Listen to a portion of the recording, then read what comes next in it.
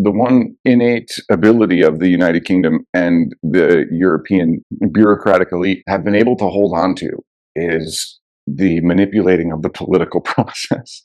Yeah. They are quite adept at it. Everything is to keep the existing political paradigm the same. Where these people are in charge, the system we have is the best system. You can tell where the regime is weakest by what they attack the most. What the regime is terrified of more than anything is a single guy. That's what they're scared about more than anything. This is why they hate Trump so much. The reason they hate Jeremy Corbyn is the same reason they hate Donald Trump. People galvanize behind them. They're sovereigntists, they're anti-globalists, and they have large followings, and they have integrity. That's the other thing. Yes. I don't think people get that about Trump, in as much as they can't be bought or captured. That's the biggest thing. Using Wi-Fi without NordVPN could mean sharing your private stuff with more people than you think. NordVPN. Online security starts with a click. When tyranny becomes law, rebellion becomes a duty. So said Thomas Jefferson. Go to bit.ly/lawful tax protest or bit.ly/make war history and find out why it is a criminal offence to pay central government or local government taxes in the UK. And let's make war history. Hi everybody, I am joined by Stormy Waters, which is not your real name, I suspect, but it's a really, really great moniker. And Stormy, thank you so much for agreeing to do this video. I came across you because you recorded a video with Tom Luongo, and I thought, oh, this Stormy character's good. I want to get him on. Do you want to just briefly introduce yourself? Yes, happily. I am a former entrepreneur that exited, got bored for a little bit, and missed having startups be an active part of my life, but I did not miss having to do them. I did not like working did not have it in me. I'm an old man now. I'm almost 40. I don't have it in me anymore to do like 7 days a week, 100 hours a week anymore. So most of my time is spent as a general partner in a small venture capital fund, and I'd say I split my time between that and reading old books. Yes. And perhaps from some of your old reading, we'll do another video about the Yuga cycles, because I'm absolutely fascinated by those. But that's a bit of a departure from the stuff I normally. People want to follow you. I'm going to have the link to your X, and people can follow. That's the only thing that you can follow me on. I produce no content. I have no Substack, and I make a point of not trying to monetize anything that I know. So everything that comes out of me will be available for free. Great. So, just search. It's going to be on other people's podcasts. And anything I put out will be at through the kindness of others that want to have me on. Okay, well, thank you very much for that. And I'll have the link to your X so people can follow you there. Okay, so the European Union and the UK. Life hasn't looked rosier at all. I'm so sorry. I really am. Yeah, me too. I don't know whether or not whether the political will exists to create the amount of change necessary without things getting really, really, really bad. Because as terrible as things are financially, industrially, geopolitically, the one thing that seems to be, that the one innate ability of the United Kingdom and the European, you can call them bureaucratic elite, have been able to hold on to is the manipulating of the political process. Yeah. They are quite adept at it. As you watched recently with Nigel Farage deliberately self-destructing the Reform Party and pivoting it to what it was always supposed to be. Like, so it's called a sheepdog strategy. Right? From the very beginning, I did not like Nigel Farage, and basically, when you see growing discontent, right? So basically, growing discontent is political energy, right? Imagine it like an explosive device. What you need to do, since you can't destroy it, you basically have to, like when the bomb squad comes and you see like the big trucks, there's like usually like a big truck that looks like an armored, it looks like an armored soup bowl.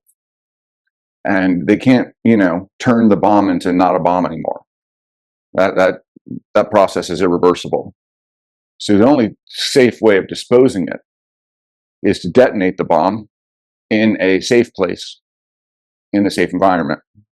That's kind of what the sheepdog strategy is.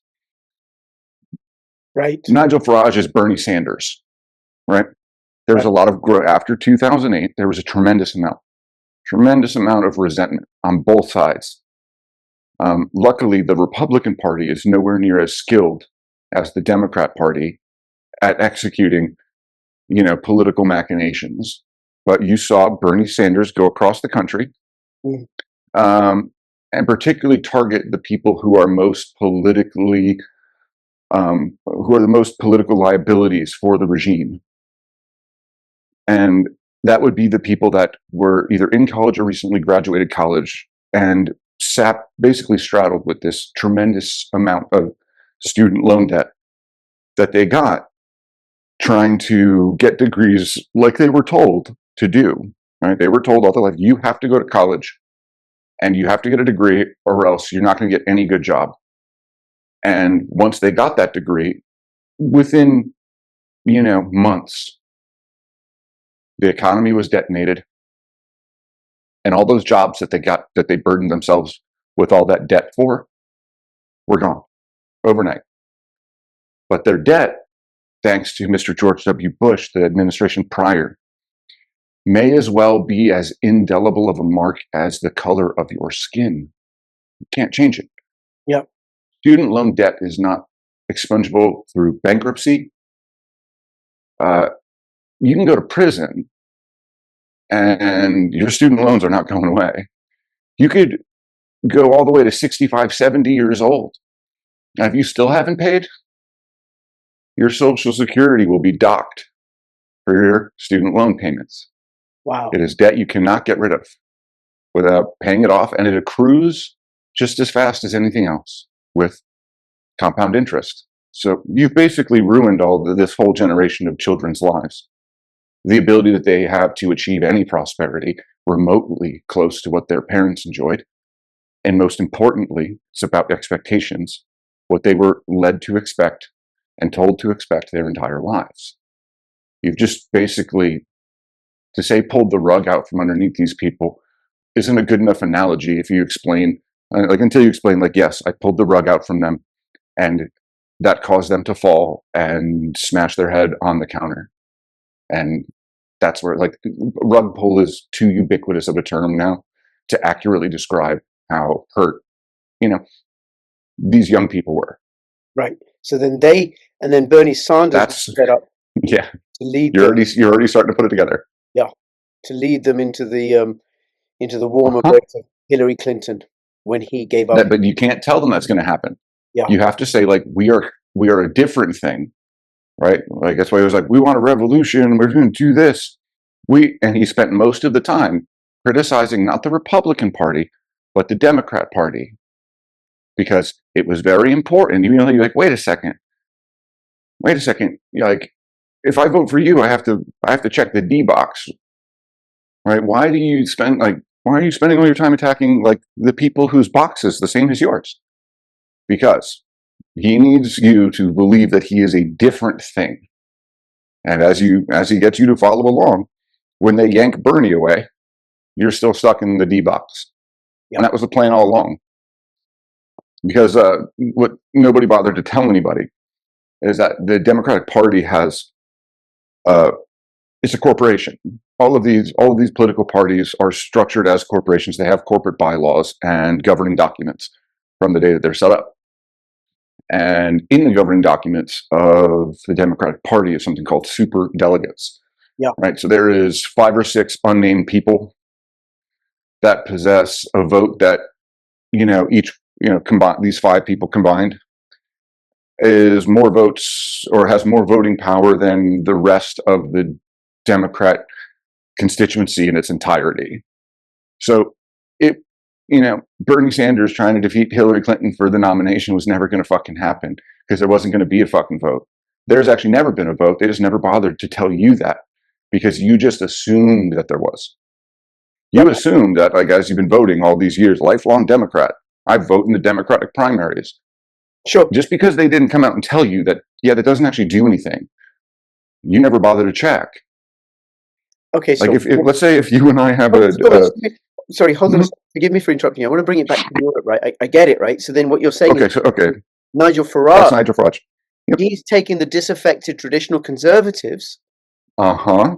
and then, well, they're just going to be lost souls because the Tories Yes. are captured by the WEF, Uh-huh. and so there's no alternative movement to the WF Labour or WF Tories that people can actually Yes. turn to. It was looking like it was going to be reform, but Farage What has, happens if reform doesn't exist? What happens if it never existed?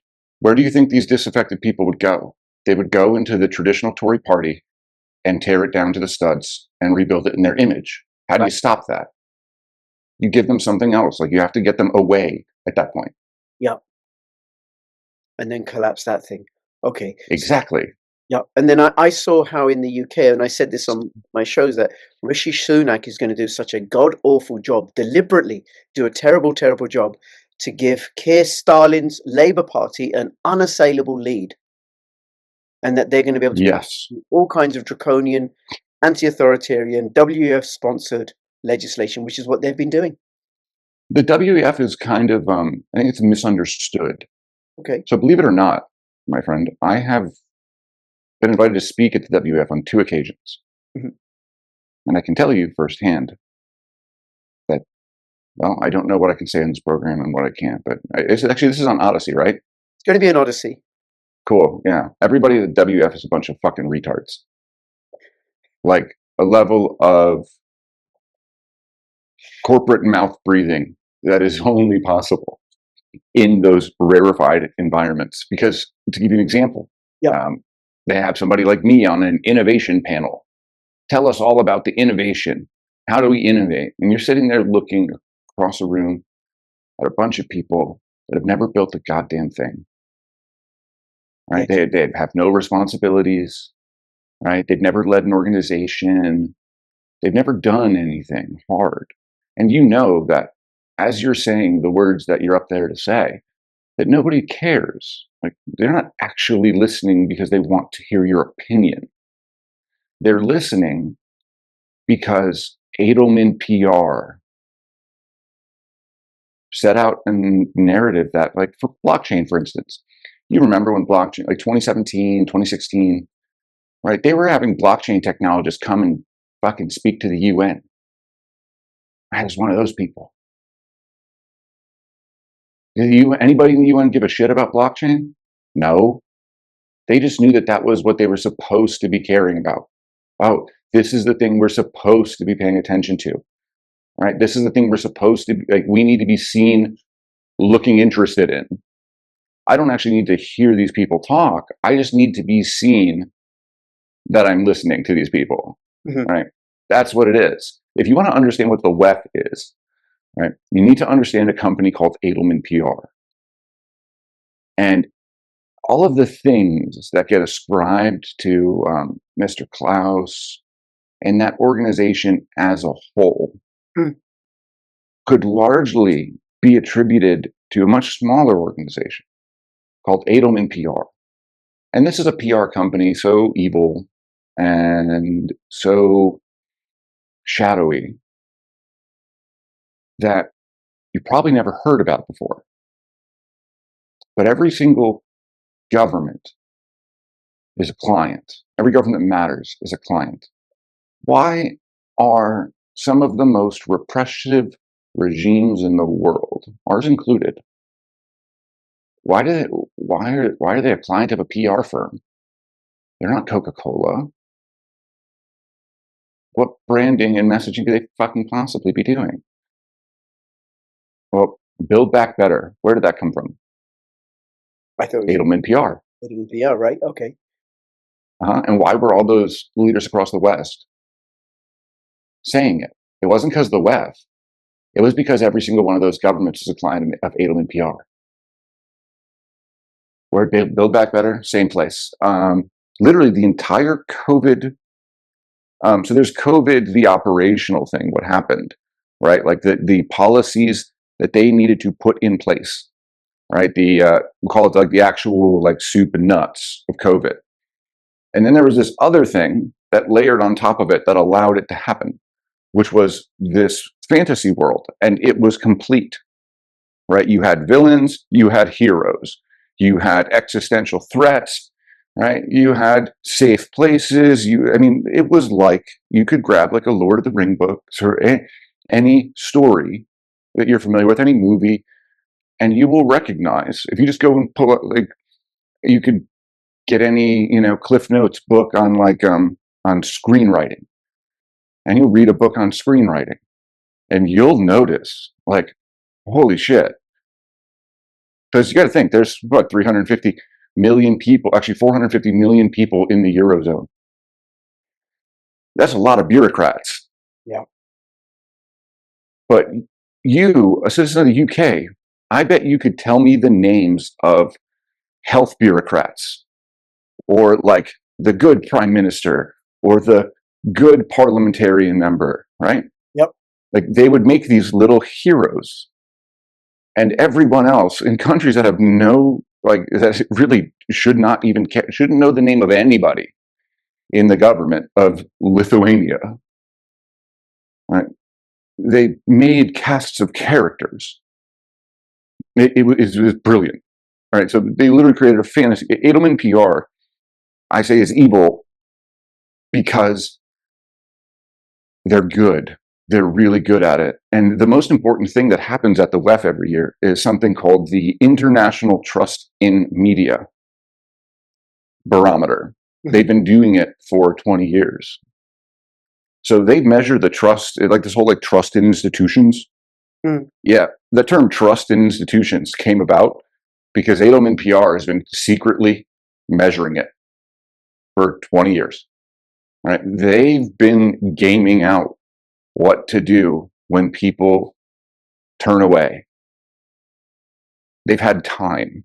So the one thing to understand about this, the UK and the Eurozone, is even though, like, Tom, Alexander Mercouris, all these guys, they point out all of the idiocy, all of the things that these people are bad at, the dumb shit they do, without, I think, giving equal attention to what they're good at, because they are good at things, just none of those things you and I like, frankly, but doesn't mean they're not talented. And I think that if we don't acknowledge how talented they are, in what ways, we set unrealistic expectations, because the official narrative in the alternative media is that European Union is full and the UK is full of a bunch of retards, a bunch of people that are hapless and helpless and are just bumbling through like Mr. Magoo. But you're a UK citizen. How stupid was the nudge unit? It's very effective. Very effective. Yeah. And even like the stuff certainly in the beginning of lockdown, getting people to come out every evening at 8 o'clock or whatever else to bang their pots and pans in support of the NHS. You need to bind them. BS exercise that was. No, it was not a BS exercise at all. You were just told that the reason for the exercise was something different than what it was actually the purpose of it. But if you know the purpose of it, it was a brilliant and very successful enterprise. Yeah. Because that creates a skin in the game.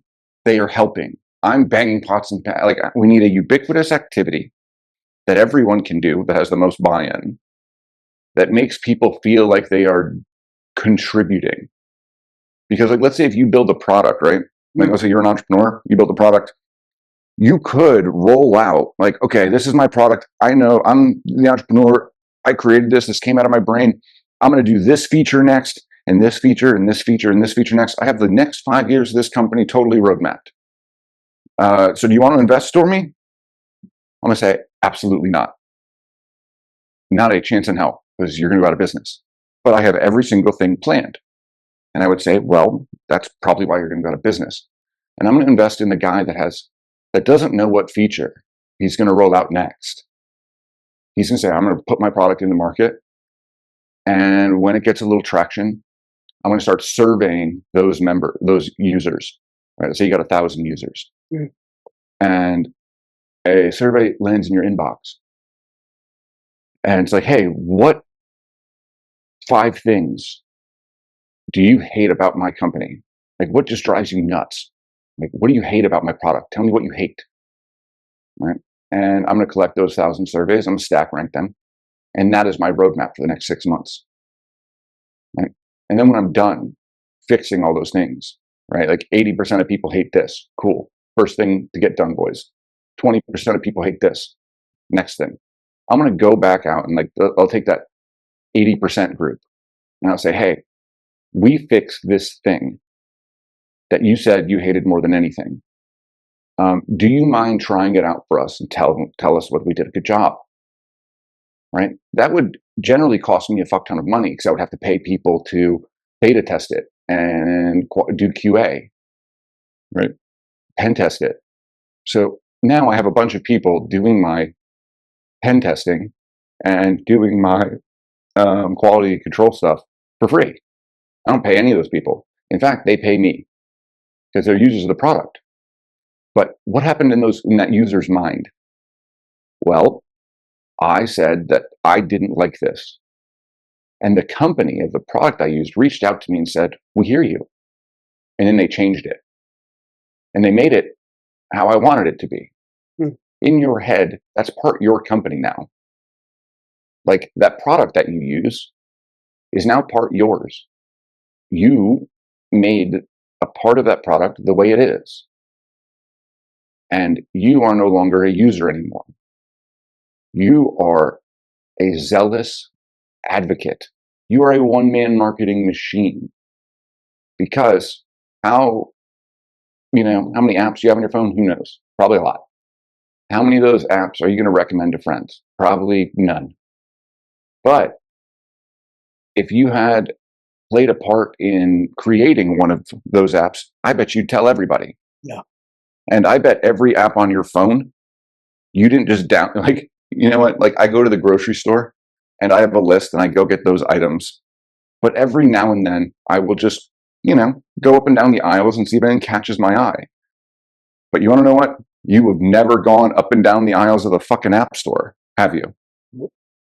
Never, not once. Every app that you have on your phone is because somebody recommended it to you. Yeah. And that's why those people are so important. So just getting someone to buy in just a little bit, a small amount, psychologically, this is their fight now. And now they have a bonding with their community. Every 8 p.m., I do this. We all do this together. I am contributing. I would say a tremendous amount of the reasons why it was so effective in the early days was exactly because of the banging on pots and pans. Yeah. This is what I'm saying. Like, we need to understand where things are actually going to go. We cannot just point out failures. We have to point out victories, or else we will, if we only look at how stupid these people are, we're going to be wrong. Yeah. So victories would be, for example, the installation of Keir Stalin, the sidelining of Kalin, I'm not sure I'm saying his name correctly, Georgescu in Romania. That would be a victory for them, a loss for us, right? A victory would be where they're saying they're now going to seize people's private investments in order to put money into going to war against Russia. It's not actually to go to war against Russia. It's to bail themselves out. But yes, that's why it's not going to stop at Russia's assets. It's going to stop at yours. Yes. In 2014. Thanks for that, Stormy. In 2014, Barack Obama tried to put in something called the bail-in clause. Yep. Right. Do you know where he got that? Your opinion? Like many of the Democrat legislative initiatives, they're basically copied and pasted whole hog from the EU and from the UK. Nice. Right? The Democrats basically are Europe's. Well, I don't want to say Europe. This is another problem in taxonomy. Right? This is why I like using the regime. Because after World War II, right, it effectively became illegal to be like what I am. I mean, my political views would probably be anathema to, I would say, half of your listeners or more, Mhm.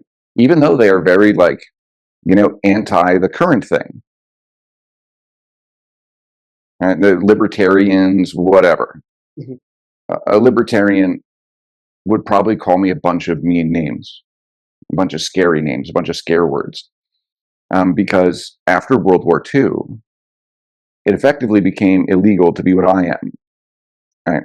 And this is why the only type of, right, so when people say, like, I'm a conservative, I'm a libertarian, did you make that box? Right? Because you just jumped in a box. Mm. Who made that box and why? And what is in that box and what's not? What are you allowed to be and what are you not? Because now you've just, you've taken on a bunch of tenets that may or may not be your own. And you may, if you had never jumped in the box or even heard of the box, you may not have adopted those positions. You probably would have adopted a majority of them because you were similar enough with the box to jump in it. Well, a handful of ideas and positions just got slipped into your meal and you didn't notice, very sneakily. This happened to conservatism writ large. Right? There's no such thing as conservatism. Right? Before 1945, there was no conservative party. Nobody said the word conservatives. This is a creation, right? And when you see a creation, I said, wait a second. Why are we now all of a sudden using this new word to describe what you're telling me represents most of my positions, most of my ideas and values? Well, what's in conservatism? What am I allowed to be? Well, am I allowed to be conservative about my nation's ethnic composition? No, I'm not. That's not allowed in the box. But it was allowed in the box prior, since the founding of the country. Yeah, but it's not allowed in the box now. Mm. Well, what about culturally? If I can't conserve my nation in its, literally like it is in the founding documents, right? To bequeath a nation, right, and its fruits to its progeny, since we're just not going to do that, and the national inheritance of the men that literally carved the fucking place out of the wilderness, since that's not allowed, what about their culture? Can I keep that? Well, no, because that's homophobic and racist, and also, problematic. We can't keep their culture, so that has to go. Well, why? Because we're doing gay marriage now, faggot. Shut up. This is what we're doing, and you have to be okay with it. Well, I don't want to be okay with it. Well, either that or you have to get out of the box, and there's no other box for you to go to. Your ideas are dangerous. Okay, well, I can't do culture. I can't do ethnos. Can I do history? No, you can't. The Civil War was fought to free black people. Yeah, but all of the northern states kept slavery a good 20 years after the Civil War was over. Like, what do you mean? Like, no, none of that is allowed. You have to have this predetermined set of history that you subscribe to. Any other type of history, not allowed. Right? Because, again, America is a regional place. I'm not a Southerner. Never was, never will be. But America's got all these different regions. Like the Pacific Northwest is, before the great homogenizing post World War II. These were all distinct cultures with distinct value sets. The only thing that you're allowed to conserve is economic stuff. The only time that you're allowed to be a conservative, you're allowed to be right wing, is in economics. And the only type of economics you're allowed to be conservative about is this new thing called free trade. which net every single political figure in the United States would have been an anathema to, up into and preceding, up to World War II. So much of the paradigms that we see existing now are exactly that. When we talk about like how these groups align with each other, there is a lot of people have correctly pointed out that, you know, the state of Israel has extreme outsized influence on these nations. Okay. But what about, you can only do so much with that, right? You can only Jeffrey Epstein so many people. You can only, you know, we can blackmail some, we can bribe some more, but that's still not enough to explain what we're seeing. There has to be an ideological component to it. And what makes up an ideology is a paradigm. Right? So there is going to be this thing that stretches across the UK and Europe, extends to Canada, extends to a portion of Western civilization, is a hostile paradigm created specifically, like it's explicitly fit for purpose. Right? There's a political agenda tied in with that paradigm. Like, you know, anyways, it doesn't matter. With Europe and with the UK, even though they're separately different economic union, you know, paradigm-wise, they're identical. Right? They believe all of the same holy shibboleths. So when we're going to look at like how they react, even though ostensibly these are different nations and different economic zones, how their operatives are going to act will be relatively similar. So that means if the nudge unit was so successful in the UK, that means there is an equally as effective or more effective version of it in the EU. And if you're not doing COVID anymore with your nudge unit, what are you going to use it for? What's the biggest threat to you right now if you're an EU bureaucrat or you're a UK bureaucrat? Debt default? No, not at all. Okay. Cool, because we already know I'm going to take all your stuff, right? Right. I was thinking, like, we're actually rushing. Oh yeah, the bureaucrats are pushing for it because the bureaucrats need the debt default to happen on their terms. Right. Right. This is why they need with the war with Russia. Like that check is in the mail. What they need is to maintain political control through the debt collapse. They know they can't stop it, and they really don't need to care whether it happens or not. Their only interest is staying in control. If you could say, hey, how about we have no debt collapse and you don't get to be in power anymore, or we have debt collapse and you get to stay in power, which one are they choosing? The last one. Absolutely, they are. So their whole plan is everything is to keep the existing political paradigm the same, where these people are in charge, the system we have is the best system, and these are the things you can tell where the regime is weakest by what they attack the most. I believe in your country there's frankly, I don't know if a hero is the right word, but there's an honorable cat named Sam Malia. And Sam Malia is doing 2 years in prison. That 2 years has been and probably will continue to be in solitary confinement. The judge that sentenced him to the 2 years also viewed his beliefs as so naughty and scary that they pose a danger to his children and his family. So not only is he going to spend the rest of his time in solitary confinement, he will be the only prisoner in that prison, except for like child molesters, that are not allowed to see his kids or his wife.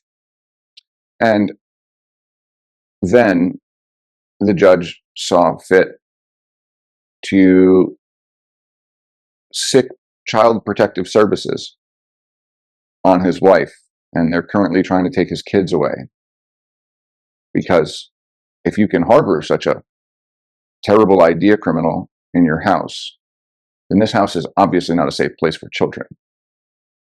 This is the level that these people hate you, or hate ideas, certain ideas. What ideas are they? What do these people attack more than anything else? Well, Sam Aliyah put up stickers that said it's okay to be British. That's why he's doing 2 years. This was before any of the protests.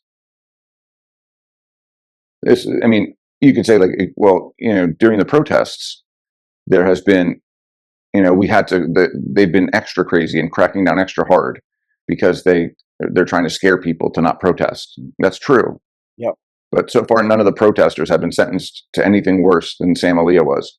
And there was no protest happening. Why are they so scared of that? What else are they scared of? All right. Well, let's identify all the things that these people attack the most, and see if when we identify them, we can see a clear picture. Right? They attack.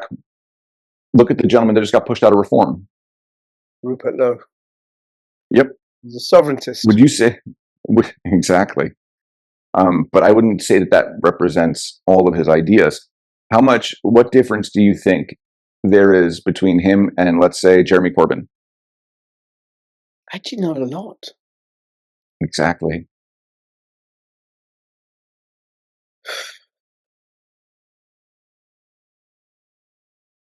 Isn't that funny? Yeah.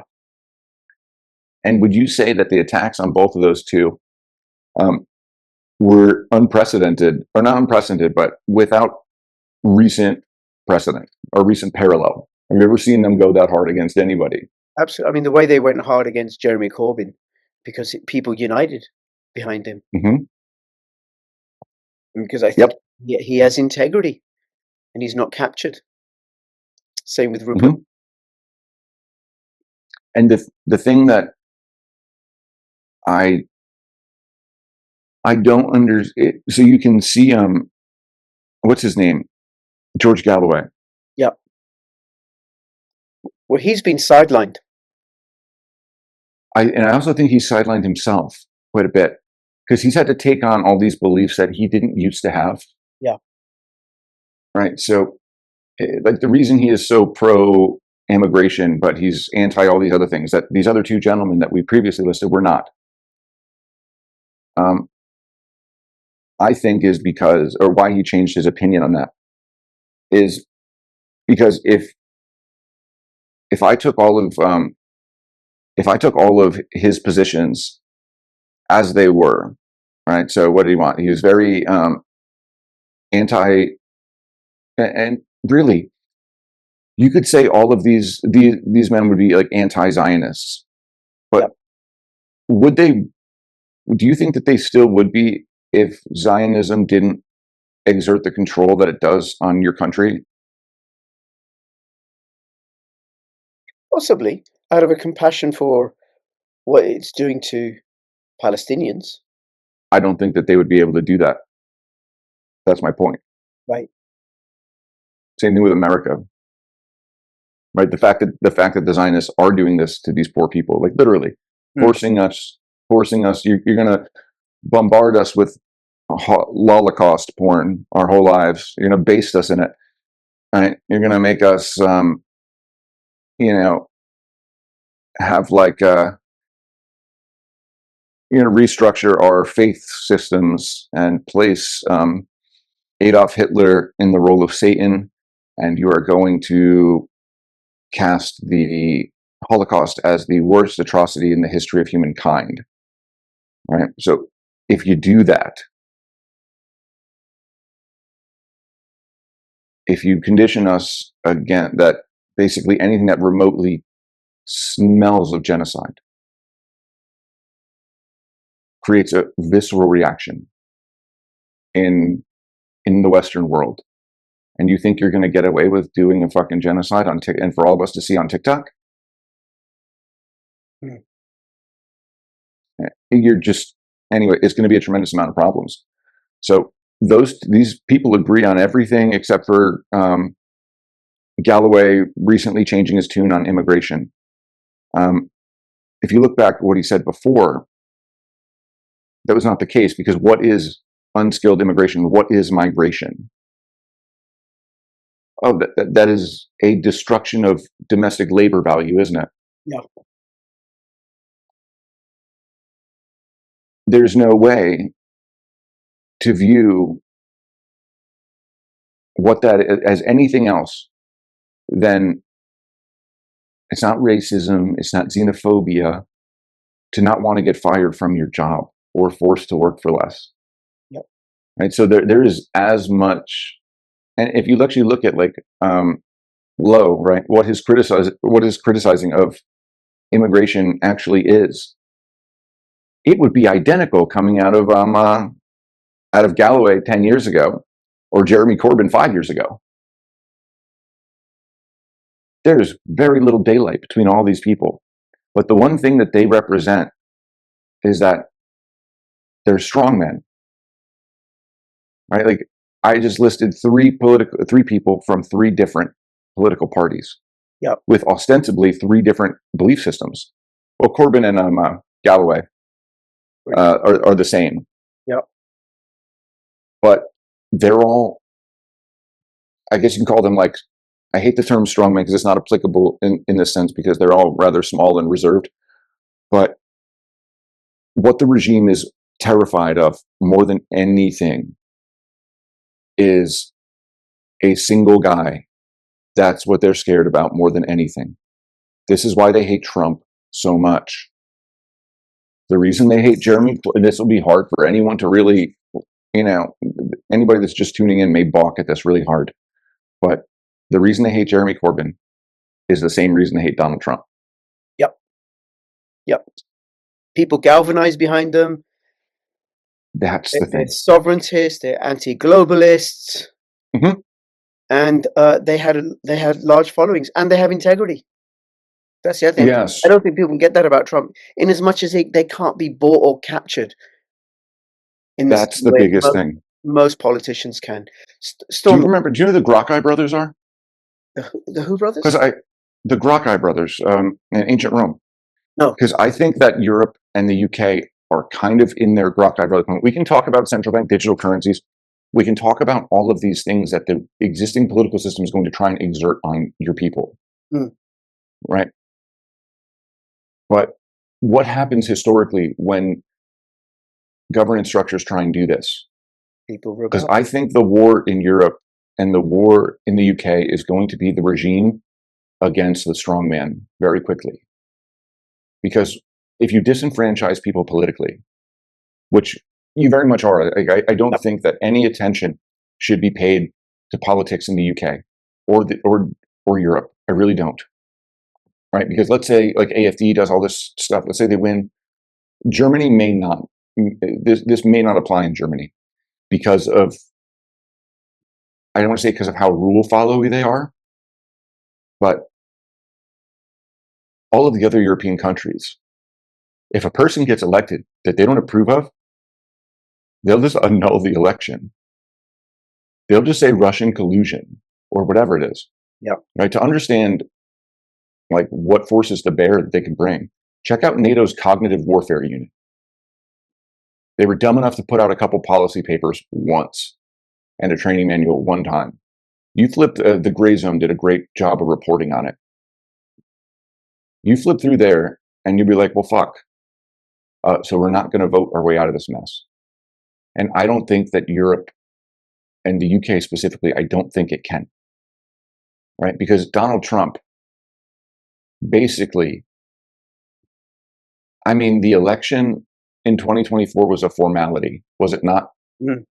If they had come back and said, oh, no, Kamala Harris won, what do you think would happen? There'd have At the been, time. there'd been a lot of violence, loads of protests. People like, no, we're not going to put up with it. Exactly. Because it didn't, like, they tried felonies, they tried all this stuff. And it just made him stronger. Yep. So what, you're going to annul the election thinking that's going to make him weaker and politically disenfranchise him? Absolutely not. Right? Because then at that, this is where I see Europe being the hard, like, I don't want to talk about, like, and I probably should have said this before, but I think a lot of the talk about the economic hardship that Europe is going to face is not productive. We know it's going to suck. We know it's going to suck like nothing has ever sucked before in our lifetime, and not even in our parents' lifetime. So if we accept that that's going to happen, and no matter what, it's going to happen, no matter who gets in office, it's going to happen, right? What matters far more, I think, to fixing it in the long term is for people to steel themselves. I think the biggest problem in the UK and Europe is people don't believe in anything. Yeah. There's not a single thing that they think is there's nothing greater than themselves, right? Because you need something greater than yourself to sacrifice anything. And if you're not going to sacrifice anything, you're not going to have anything. So I think Europe needs to, I think that's the biggest problem. But I think, don't get me wrong, I think they'll find it. And this is why they're so scared of ethno-nationalism of any type, or like, because it's so scary, because it applies just for labor. You're a UK citizen. Yep. If they imported 1,000, Guatemalans and stuffed them into social services and the government, you would be out there with, the guy that they're calling a Nazi white supremacist in the picket line. Stormy, just the same way, I'm going to have to finish up. I have been called a white supremacist because I'm opposed to open borders. I think there should be the preservation of British culture and tradition. I think Christianity, its Christian legacy should prevail. And I've done a lot of coverage on what's happening in Ireland, and I'm horrified by what they're doing to Ireland. It's horrific, absolutely horrific. Where 20% of the population now, I think, are mostly new arrivals, and many of them Muslim. I'm Muslim, but I wouldn't want Pakistan, where I was born, right? I'm an immigrant here. I wouldn't want Pakistan all of a sudden to have 20% of people coming in from all over the world in the absence of economic growth.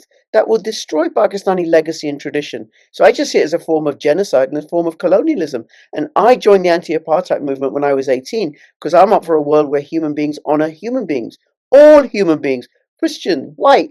We want to preserve whatever it is that we have that's given us our legacy, given us our tradition, and then respectfully stand shoulder to shoulder with others. It's going to be very, very hard, because the problem is that there's two things I think that needs to happen to get any political traction going. Is first, people need to solidify on what it is that they believe. Like, what do you believe so much that if somebody threatened you to be thrown in jail unless you denounce this and you don't believe it anymore?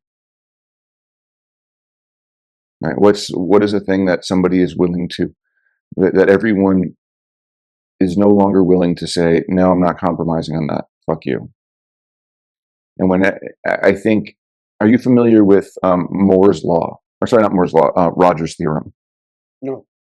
It only takes a very small percentage of people to solidify around whatever this is going to be. Because I think whatever these, because again, you just listed off, I'd say half a dozen things that you would probably see are more important than yourself as an individual person, right? Yeah. Humanity, justice, equality, respect. Mm. A world where human beings honor human beings. My wife is Christian. My brother, who's a Muslim scholar and author, his wife is Jewish.